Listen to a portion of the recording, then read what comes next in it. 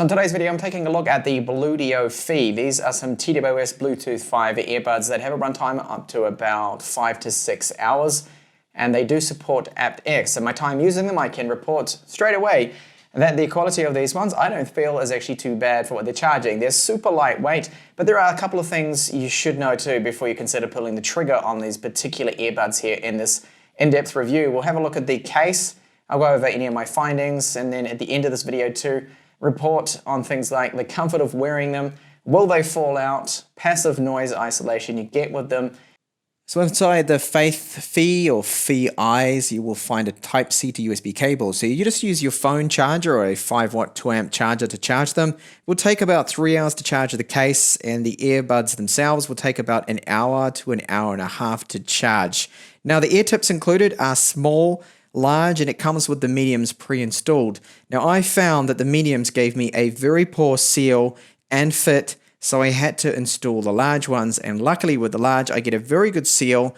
So looking at the case here, I don't particularly like what they've done with the top of this lid here. So it's using this chrome plastic, and well, look at it. Clean at the moment because I just gave it a wipe, but as soon as you touch this thing, it leaves smudges everywhere, which is not really a good look. Now you can see the status LED there through the top. Down the bottom we've got a few markings, and on the back right here, that's where you'll find the Type-C port. But look at how smudgy this is. And it just has a little tiny bit of play to it as well. Now a magnet is keeping this lid closed, which is good. The earbuds are inside. You can see the status LEDs. So as soon as you take these out, they will pair up to any device that has been paired to them before, as long as Bluetooth is on, of course. Magnets keep them in place. You can see the Pogo port charging pins right there. And as mentioned, these are going to take about an hour and a half to charge when you completely drain them. Run for about 5 hours, I have found.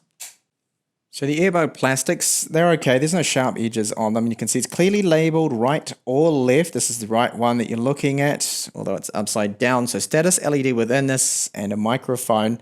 And if you tap on this surface, that's where the capacitive touch surface is that works. I find you have to actually hit it rather hard to get it to register at least. And on this other reverse side here, that's the Pogo port connector for charging, of course. And then our tips right here. So these tips are a little bit different from your typical ones I found, because if I pull this right off here, you can see that's a little shorter. So getting replacements for this one, if you wanted to use, say, foam ear tips, may be a little bit more difficult.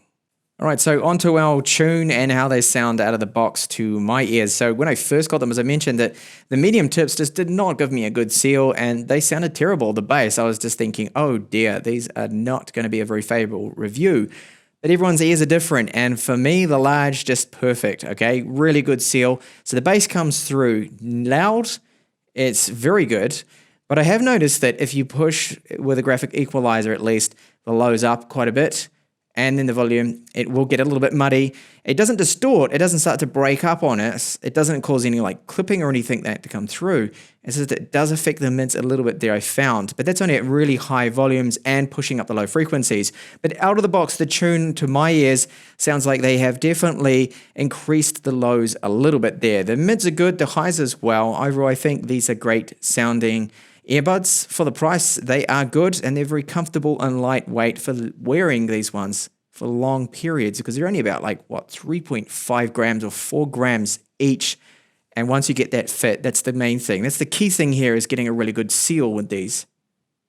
Now I do get this question a lot pop up on my TWS earbud reviews, that can these be used in mono mode? So just using one of them, say for voice calls, you keep one in the case and then just pull out one, pair up one of them, and it will work in mono mode, no problems.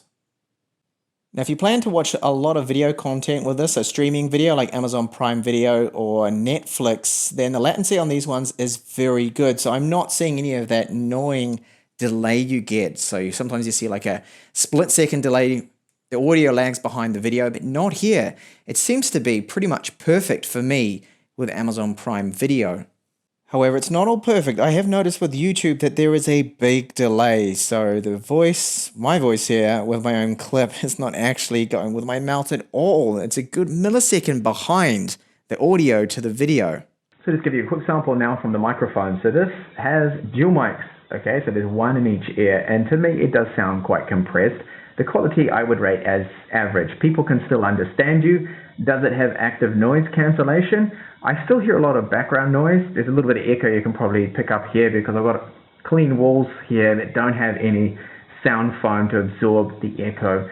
So Bluedio sent me out the earbuds, but they also included this, which is called their Hurricane speaker. And I thought I would just feature it very briefly. It's one of those weird, unusual Bluetooth loudspeakers that you put around your neck. It kind of sits on your shoulders, and it sounds okay. There's actually a bit of bass to this. I'll give you a quick sample.